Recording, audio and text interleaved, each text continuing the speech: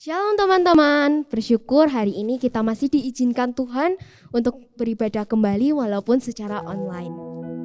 Mari teman-teman, sebelum kita memulai ibadah pada hari ini, kita bersaat teduh sejenak di hadapan Tuhan.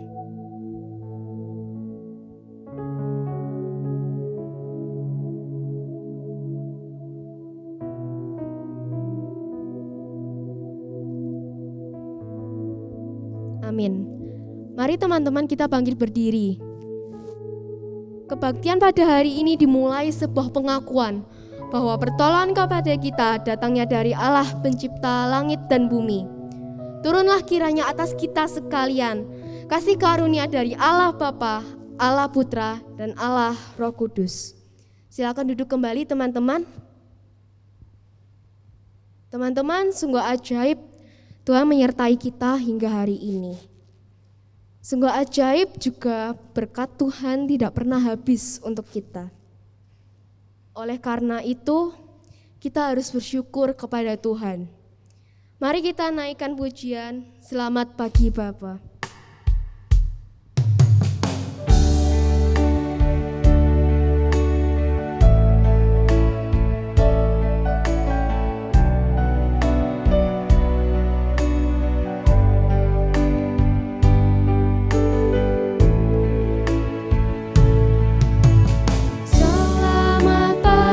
Bapa, selamat pagi Yesus, selamat pagi Roh Kudus. Terima kasih atas anugerah-Mu, semalam telah berlalu. Ku memuji, syukur, memuliakan nama-Mu. Allah Bapa, Putra, Roh Kudus, terima kasih.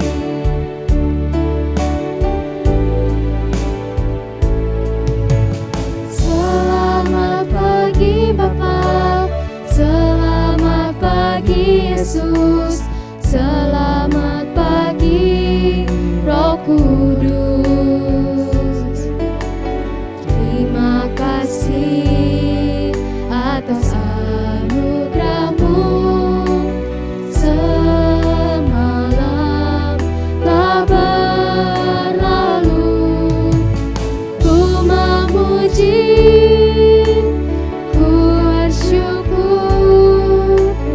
memuliakan nama-Mu. Allah Bapa, Putra, Roh Kudus, terima kasih. Mari teman-teman, aku kasih waktu kalian untuk mengucap syukur kepada Tuhan karena Ia telah menyertai kita hingga hari ini.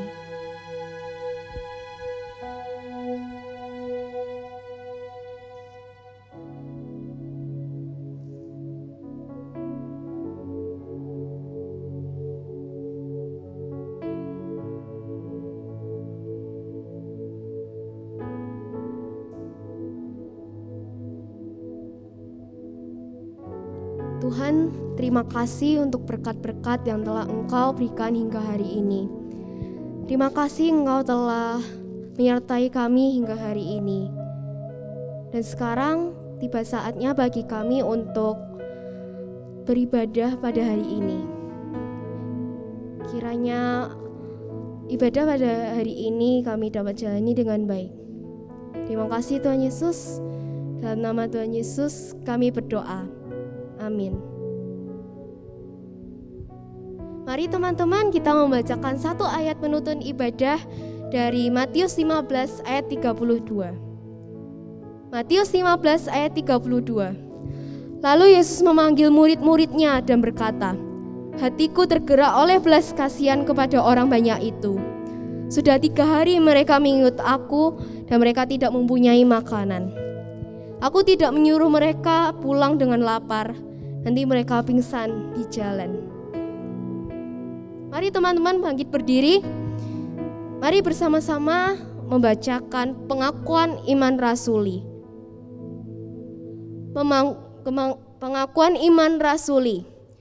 Aku percaya kepada Allah, Bapa yang Maha Kuasa, Khalik langit dan bumi, dan kepada Yesus Kristus anaknya yang tunggal Tuhan kita, yang dikandung dari Roh Kudus, lahir dari anak darah Maria, yang menderita sengsara di bawah pemerintahan Pontius Pilatus, disalibkan, mati dan dikuburkan, turun ke dalam kerajaan maut. Pada hari yang ketiga, bangkit pula dari antara orang mati, naik ke surga, duduk di sebelah kanan Allah, Bapa yang Maha Kuasa. Dan dari sana ia akan datang untuk menghakimi orang yang hidup dan yang mati. Aku percaya kepada Roh Kudus, gereja yang kudus dan am, persekutuan orang kudus, pengampunan dosa, kebangkitan tubuh, dan hidup yang kekal. Amin. Teman-teman masih bangkit berdiri ya.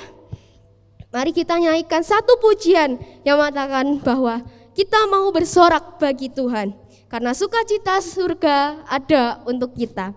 Mari kita pujikan sukacita surga.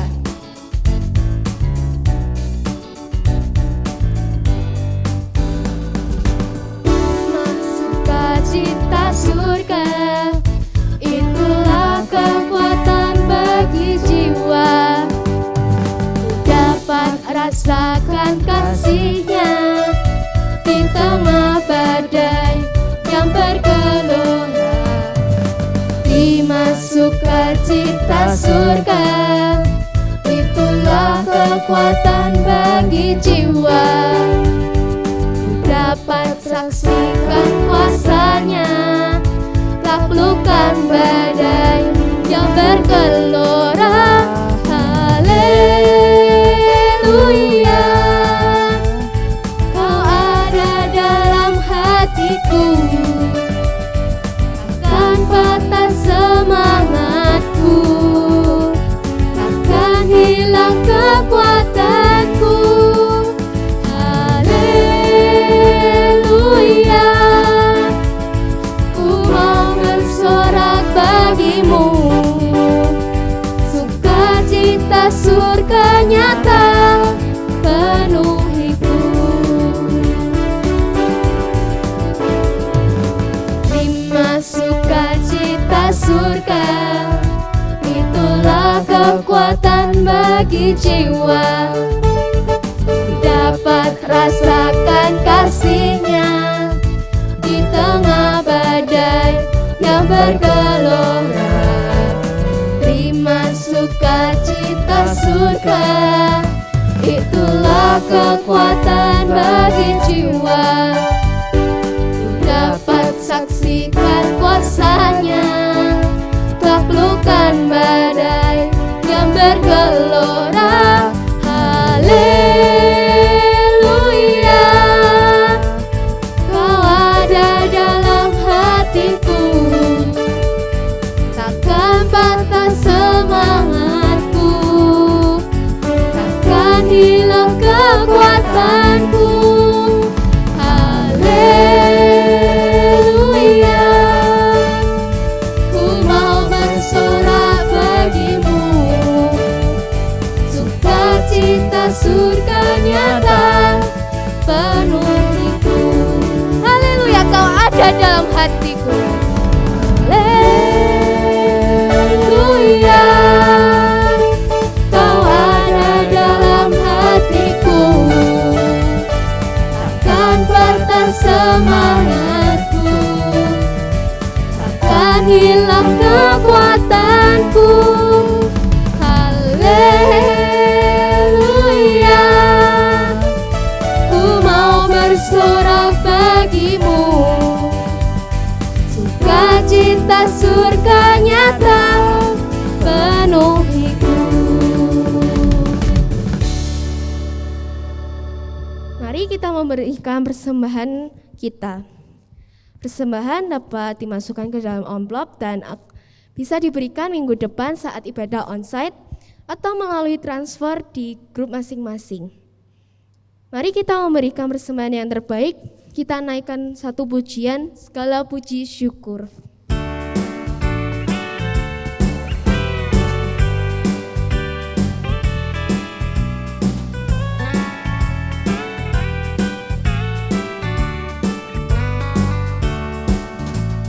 Segala puji syukur hanya bagimu Tuhan, sebab Kau yang layak dipuja.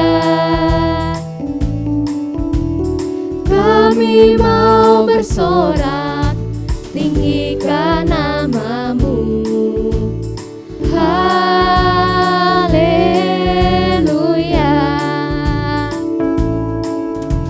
Soraklah haleluya, soraklah haleluya. Haleluya.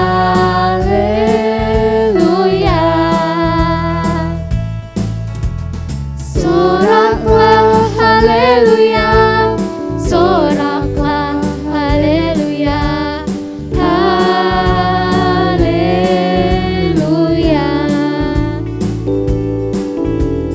Segala puji syukur hanya bagimu Tuhan, sebab Kau yang layak dipuja.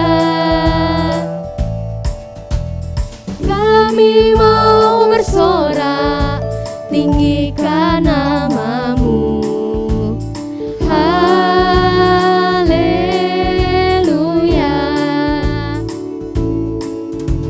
Soraklah haleluya, soraklah haleluya. Haleluya.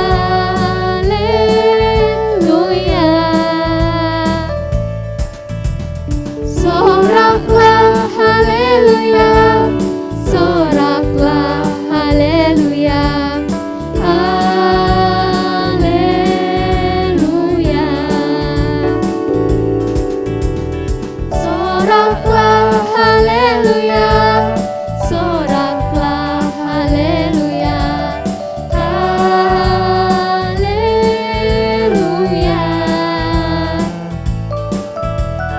Soraklah haleluya, soraklah haleluya. Haleluya.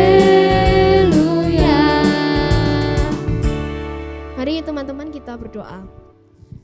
Tuhan Yesus, terima kasih untuk berkat-berkat-Mu, dan kini saatnya kami memberikan persembahan kami. Kiranya persembahan kami dapat memuliakan dalam pekerjaan-Mu Tuhan di gereja ini. Terima kasih Tuhan Yesus, dalam nama Tuhan Yesus kami berdoa, amin. Teman-teman, tiba saatnya bagi kita untuk mendengarkan firman Tuhan. Mari kita mempersiapkan hati kita pujikan waktu Tuhan.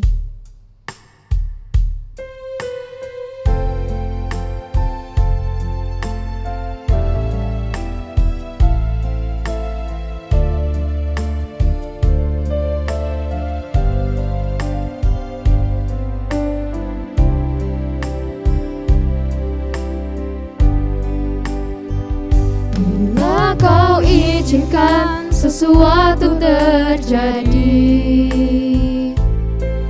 ku percaya semua untuk kebaikanku. Bila nanti telah tiba waktumu, ku percaya kuasa-Mu memulihkan hidupku. Waktu Tuhan pasti yang terbaik, walau kadang tak mudah dimengerti. Lewati cobaan, ku tetap percaya waktu Tuhan pasti yang terbaik.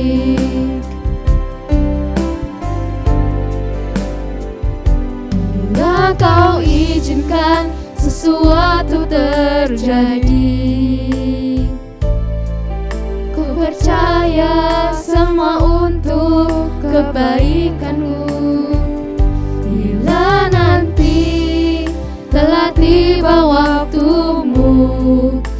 percaya kuasa-Mu memulihkan hidupku. Waktu Tuhan pasti yang terbaik, walau kadang tak mudah dimengerti. Lewati cobaan, ku tetap percaya waktu Tuhan pasti yang terbaik. Waktu Tuhan pasti yang terbaik, walau kadang tak mudah dimengerti. Lewati cobaan, ku tetap percaya waktu Tuhan pasti yang terbaik. Lewati cobaan, ku tetap percaya waktu Tuhan pasti yang terbaik.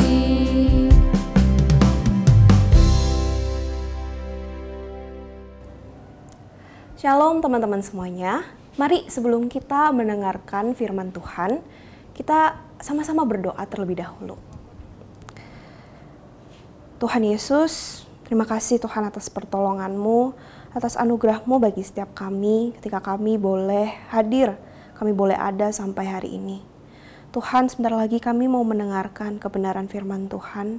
Kau yang menolong setiap kami Tuhan untuk boleh mendengarkan dengan baik. Kau yang menolong setiap kami untuk mempunyai hati untuk mau mendengarkan dan mau diselidiki oleh firman-Mu. Tolong Tuhan, setiap kami yang mendengarkan dimanapun kami berada, Engkau yang memakai setiap perangkat yang kami gunakan, wifi, internet yang kami gunakan, Tuhan, supaya lancar, kami boleh dari awal sampai akhir mengikuti ibadah ini dengan baik. Tolong juga Tuhan, hamba-Mu yang akan menyampaikan firman Tuhan pada hari ini. Terima kasih Tuhan Yesus, kami menyerahkan waktu ke depan ini sepenuhnya hanya ke dalam tangan-Mu saja. Amin. Teman-teman, mari kita sama-sama buka Alkitab kita di dalam Matius 15 ayat yang ke-32. Di dalam Matius 15 ayat yang ke-32, teman-teman kalau ada Alkitabnya, silakan kita buka sama-sama yuk, kita buka di dalam Matius 15 ayat yang ke-32. Nah, Matius 15 ayat 32, Cici akan bacakan buat kita semua ya. LAI kasih perikop yang judulnya Yesus memberi makan 4.000 orang.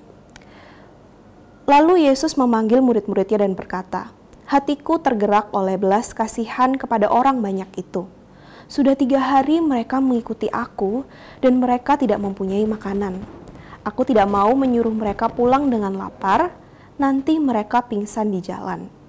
Kata murid-muridnya kepadanya, "Bagaimana di tempat sunyi ini kami mendapat roti untuk mengenyangkan orang banyak yang begitu besar jumlahnya?" Kata Yesus kepada mereka, "Berapa roti ada padamu?" 7, jawab mereka. Dan ada lagi beberapa ikan kecil. Lalu Yesus menyuruh orang banyak itu duduk di tanah. Sesudah itu, ia mengambil ke-7 roti dan ikan-ikan itu, mengucap syukur, memecah-mecahkannya, dan memberikannya kepada murid-muridnya. Lalu murid-muridnya memberikannya pula kepada orang banyak. Dan mereka semuanya makan sampai kenyang.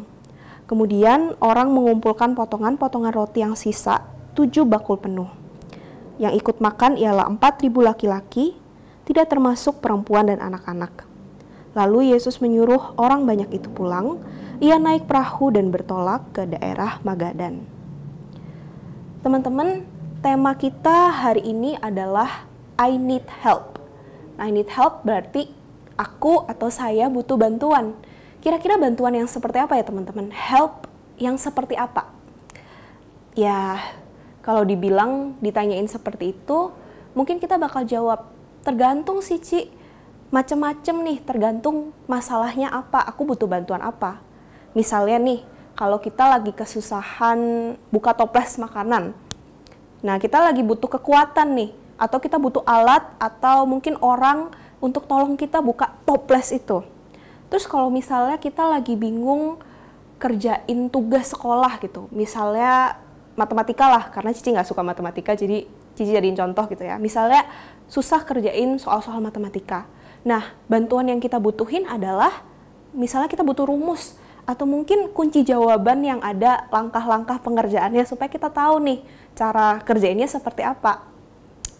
Atau kalau misalnya kita ini lagi sakit, nah kita butuh bantuan dalam bentuk orang tua kita misalnya mengantarkan kita ke rumah sakit, merawat kita. Kita juga butuh nih misalnya dokter untuk kasih tahu kita ini sebenarnya sakitnya apa, terus kita dikasih obat. Jadi teman-teman, contoh-contoh yang Cici kasih barusan itu mungkin familiar gitu ya di telinga kita, nggak asing lagi. Mungkin teman-teman udah pernah merasakan masalah-masalah yang seperti itu. Tapi kalau misalnya teman-teman nggak pernah nih merasakan masalah seperti itu juga nggak apa-apa. Karena Cici percaya kita semua yang ada di sini, kita semua yang mendengarin nih, kita semua pernah berada di dalam situasi di mana kita itu butuh bantuan, di mana kita itu berkata, I need help. Dan apapun bantuannya, mau itu kecil, sepele, atau bantuan yang sangat besar. Nah, kalau buat generasi kita sekarang nih, kayaknya udah jadi pilihan populer gitu ya. Misalnya kita lagi ada masalah, kita kebingungan, kita butuh bantuan nih. Nah, kita tuh langsung larinya ke our trusty friend nih. HP kita, terus yang lebih populer lagi kita langsung tanya ke yang namanya Google. Tapi teman-teman, apakah Google itu bisa menolong kita setiap saat? Dan apakah Google ini bisa menjawab, bisa menolong kita dalam setiap masalah yang kita punya? Teman-teman, ketika kita sedang butuh yang namanya itu bantuan, entah itu besar atau kecil, entah itu bantuan yang serius atau mungkin kita anggap konyol, kepada siapa sih kita seharusnya pergi meminta pertolongan itu? Nah, inilah yang akan kita renungkan sama-sama lewat firman Tuhan di dalam Matius 15 ayatnya yang ke-32. Di mana kita akan melihat bagaimana Yesus itu menolong setiap orang yang mengikut Dia karena belas kasihannya dan anugerahnya. Teman-teman, kita lihat yuk kembali ke dalam Alkitab kita. Nah, di perikop sebelumnya, yaitu di perikop atasnya gitu ya, di Matius 15 ayat yang ke-29, kita dikasih tahu bahwa Yesus itu datang ke sebuah pantai di Danau Galilea, dan di sana dia naik ke atas sebuah bukit dan dia duduk di sana. Nah, disitulah tempat di mana Yesus itu menyembuhkan orang-orang banyak yang datang kepadanya. Dan di dalam Matius 15 ayat 31, kita dikasih tahu teman-teman bagaimana orang-orang banyak itu menjadi takjub melihat Yesus itu menyembuhkan orang-orang yang sakit. Mau itu orang yang sakit bisu misalnya, orang bisu menjadi berkata-kata. Terus orang timpang jadi sembuh, orang lumpuh jadi bisa kembali berjalan, orang buta bisa kembali melihat. Dengan takjub dan heran, orang-orang banyak ini memuliakan nama Allah Israel, dan mereka itu nggak mau meninggalkan Tuhan Yesus. Mereka terus berdiam bersama dengan Dia sampai 3 hari lamanya. Nah teman-teman, ternyata Yesus ini sangat memikirkan keadaan orang-orang banyak ini. Yesus bukan hanya khawatir tentang penyakit mereka, tetapi bahkan setelah mereka itu yang sakit ini mereka udah disembuhin, Yesus nggak buru-buru kemudian mengusir mereka. Yesus juga nggak berpikir, oke, mereka yang sakit ini udah disembuhin nih. Oke, tugas aku berarti selesai. Aku nggak usah mikirin mereka habis ini mau ngapain lah, gimana lah. Nggak seperti itu teman-teman. Ternyata di ayat 32, kita lihat ya di ayat 32, Yesus sendiri yang berinisiatif. Dia yang memanggil murid-muridnya dan dia berkata, hatiku tergerak oleh belas kasihan kepada orang banyak itu. Sudah 3 hari mereka mengikuti aku, dan mereka tidak mempunyai makanan. Aku tidak mau menyuruh mereka pulang dengan lapar, nanti mereka pingsan di jalan. Teman-teman mendengar hal itu, murid-murid Yesus tuh jadi bingung. kemana gitu ya mereka itu mau cari makanan buat segitu banyaknya orang. Ingat, mereka ini ada di sebuah tempat yang sunyi, terus mereka itu harus memberi makan buat 4.000 orang. Bahkan kalau kita pikir gitu ya, di zaman sekarang dengan adanya mesin, terus misalnya pabrik gitu ya, kita bisa dapat sesuatu dengan lebih cepat, lebih instan. Kalau misalnya nih ya, kita tiba-tiba telepon, terus kita pesan minta 4.000 roti atau misalnya 4.000 nasi kotak, tanpa kita itu buat janji sebelumnya, terus kita minta, tolong ya 4.000 makanan itu dikirimkan sekarang. Nah mungkin kebanyakan restoran itu akan menolak karena mereka nggak bisa memenuhi permintaan itu 4.000 dalam waktu yang sedikit. Dan teman-teman, murid-murid kita dikasih tahu mereka cuma punya 7 roti dan beberapa ikan kecil. Mereka bertanya, bagaimana caranya 7 roti dan beberapa ikan kecil ini bisa cukup, bisa memberi makan 4.000 orang? Nah menariknya teman-teman, ternyata murid-murid Yesus ini pernah berada di dalam situasi yang mirip. Kita lihat di dalam Matius 14 ayat 15-21, di situ diceritain bagaimana murid-murid itu juga kebingungan memberi makan 5.000 orang dengan 5 roti dan 2 ikan. Jadi teman-teman, sebenarnya murid-murid Yesus itu sudah pernah berada di dalam situasi yang mirip. Mereka sama-sama kebingungan cari makan untuk begitu banyak orang. Dan mereka juga di dalam kondisi yang mereka cuma punya sedikit sekali makanan. Di dalam Matius 14 tadi mereka cuma punya 5 roti 2 ikan. Di dalam Matius 15 mereka cuma punya 7 roti dan beberapa ikan kecil. Nah teman-teman, posisi mereka sekarang di dalam Matius 15 ini ya, murid-murid itu sebenarnya sudah menyaksikan mukjizat Yesus di mana lewat 5 roti 2 ikan itu dia bisa memberi makan, dia bisa mengenyangkan 5.000 orang. Tapi ketika murid-murid kembali menghadapi masalah yang serupa, yaitu di dalam Matius 15 ini, teman-teman, mereka lupa. Mereka nggak ingat dengan pribadi yang ada dengan mereka, yaitu Yesus. Setelah Yesus mendengar bahwa hanya ada 7 roti dan cuma ada beberapa ikan kecil, dia itu terus menyuruh orang banyak itu untuk duduk di tanah. Kemudian Yesus mengambil nih roti dan ikan kecil-kecil itu, kemudian dia mengucap syukur. Yesus kemudian memecah-mecahkan dan memberikannya kepada murid-murid. Murid-murid Yesus kemudian membagikan pecahan-pecahan roti dan ikan itu kepada orang-orang banyak. Dan kita dikasih tahu teman-teman, mereka semua itu makan sampai kenyang. Jadi dari 7 roti dan beberapa ikan kecil itu, terkumpul 7 bakul sisa yang penuh dengan potongan-potongan roti. Dari 7 roti dan beberapa ikan kecil itu, Yesus mengadakan mukjizat memberi makan 4.000 orang karena belas kasihannya kepada orang-orang banyak itu.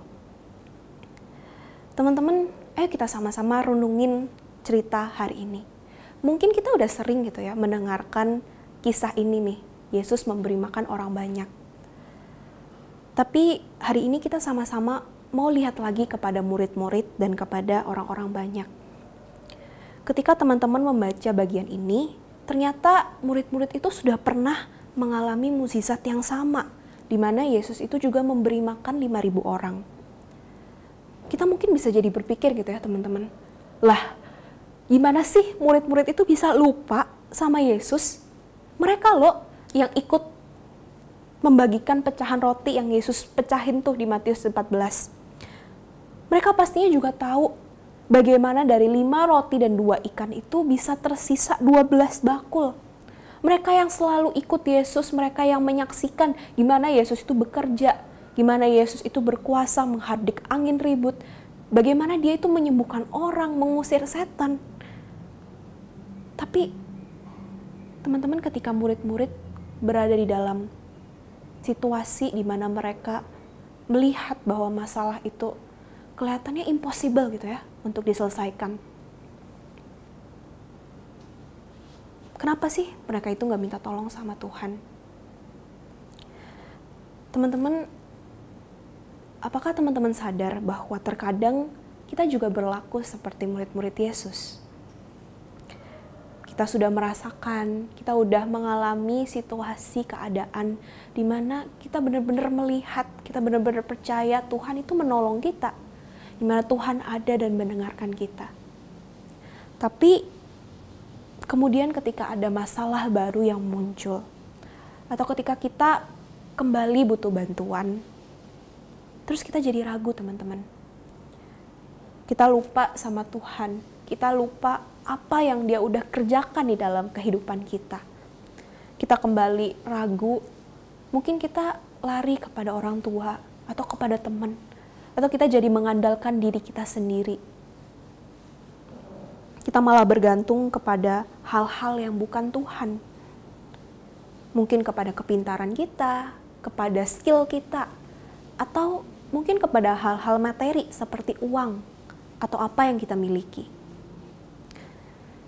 Teman-teman, ketika mamanya Cici meninggal, dalam hati Cici ternyata menaruh suatu harapan bahwa Cici bakal banyak ditolong sama teman-teman yang ada di sekitar Cici.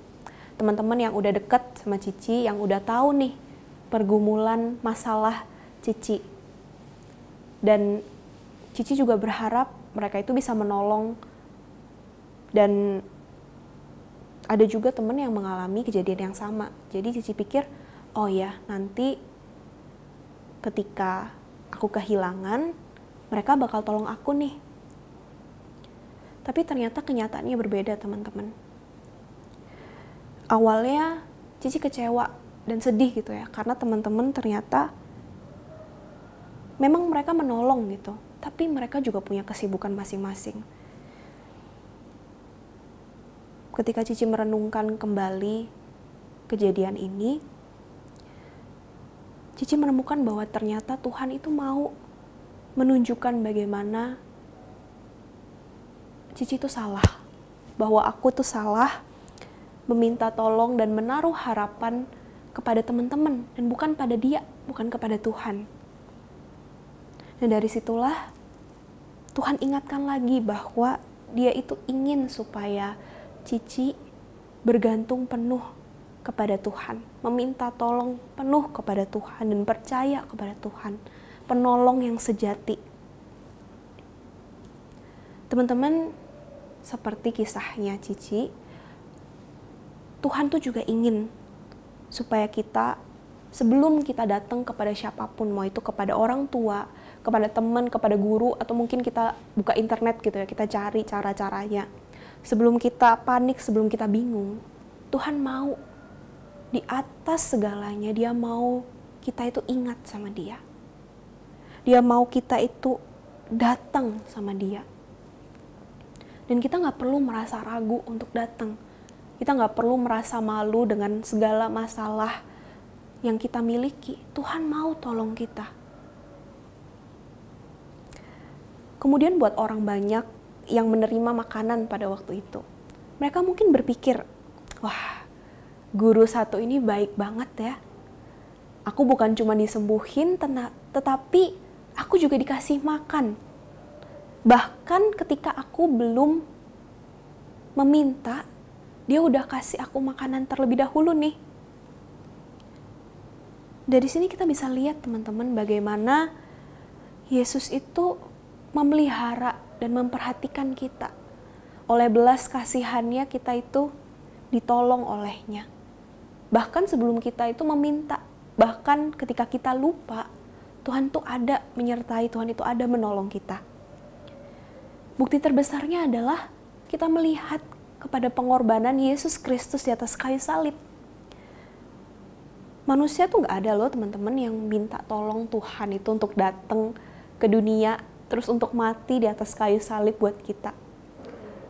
Untuk kita mau minta tolong, itu berarti kita harus sadar terlebih dahulu nih, kita lagi berada di dalam suatu masalah, dan kita butuh yang namanya bantuan, kita butuh pertolongan. Tapi kalau kita melihat, manusia itu sendiri, bahkan kadang mereka itu gak sadar kalau mereka itu hidup di dalam dosa. Mereka nggak sadar kalau mereka itu punya suatu masalah, yaitu dosa. Bagaimana mereka itu bisa minta tolong sama Tuhan? Teman-teman, tapi buat manusia, buat kita, Tuhan itu berbelas kasihan dan Dia menolong kita. Dia memberikan anugerah keselamatan kepada kita yang percaya pada Yesus. Teman-teman coba renungin, selama ini apa sih yang Tuhan udah kerjakan di dalam hidup teman-teman? Dalam cara-cara apa, seperti apa, kapan Tuhan itu ada menolong teman-teman? Dan mungkin teman-teman akan menemukan, sebenarnya Tuhan itu selalu ada. Tuhan itu sedia mendengar dan menolong ketika kita datang kepadanya.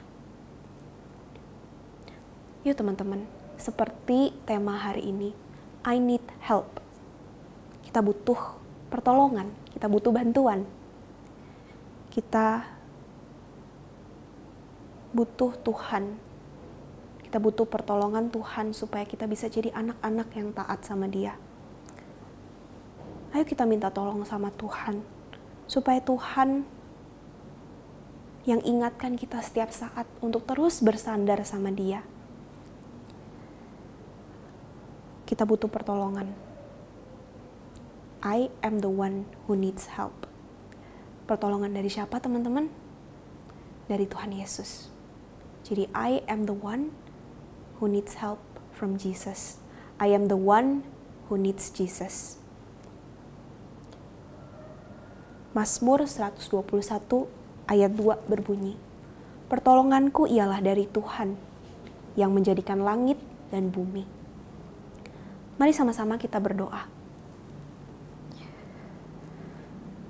Tuhan, kami berterima kasih buat firman-Mu pada hari ini. Kami mengucap syukur atas kesempatan sekali lagi di mana kami boleh mendengar bagaimana Engkau itu sungguh luar biasa, sungguh ajaib. Bagaimana Engkau itu berbelas kasihan kepada orang-orang yang mengikuti Engkau. Tuhan, tolong kami ketika kami lupa, ketika kami susah mengandalkan Engkau. Ketika kami malah bergantung pada diri kami sendiri, kepada orang lain, kepada hal-hal yang bukan dari Engkau, Tuhan. Tuhan, ampunilah setiap kami. Jujur, kami hari ini mau datang di hadapan Tuhan. Kami mau mengakui bahwa kami itu butuh Tuhan, kami butuh pertolongan Tuhan. Tuhan, ketika kami boleh datang dan menerima pertolongan dari-Mu, ketika kami boleh memintanya sendiri, itu adalah sebuah anugerah yang sebenarnya kami gak layak. Tolong kami Tuhan Yesus, di dalam kegagalan kami, tolong kami untuk terus mengandalkan Engkau, untuk terus bersandar sepenuhnya kepada Tuhan Yesus. Tolong Roh Kudus, hari demi hari, waktu demi waktu, Kau yang mengingatkan kami akan firman Tuhan. Kau ingatkan kami untuk terus berdoa. Berikanlah kami hati yang selalu, setiap saat itu berteriak, I need help. Aku butuh bantuan. Bukan bantuan yang datang dari mana-mana, tetapi bantuan dari Tuhan. Pertolongan dari Tuhan. Jadikanlah kami anak-anak yang memuliakan nama-Mu, yang menyenangkan hati-Mu, Tuhan. Terima kasih Tuhan Yesus, kami menyerahkan seluruh kehidupan kami hanya ke dalam tangan-Mu saja. Hanya di dalam nama Tuhan Yesus kami mengucap syukur dan berdoa. Amin. Shalom teman-teman, Koyah mau memberikan sedikit pengumuman. Jadi pengumuman yang pertama, ibadah kita hari ini adalah ibadah yang terakhir melalui online. Yes, minggu depan kita boleh beribadah kembali di gedung gereja mulai hari Minggu tanggal 3 bulan 7 2022 ya. Jadi minggu depan tanggal 3 Juli kalian bisa datang ke gereja seperti biasa, tidak memerlukan pendaftaran. Kalian datang dengan kondisi yang sehat, lalu kita akan beribadah bersama-sama pukul 8.30 waktu Indonesia Barat di ruang Basilea. Seperti biasa ya, di ruang Basilea. Teman-teman yang terkasih di dalam Tuhan, itu saja pengumuman yang disampaikan oleh Ko Yahya. Selamat hari Minggu teman-teman. Tuhan Yesus memberkati kita semua. God bless you all.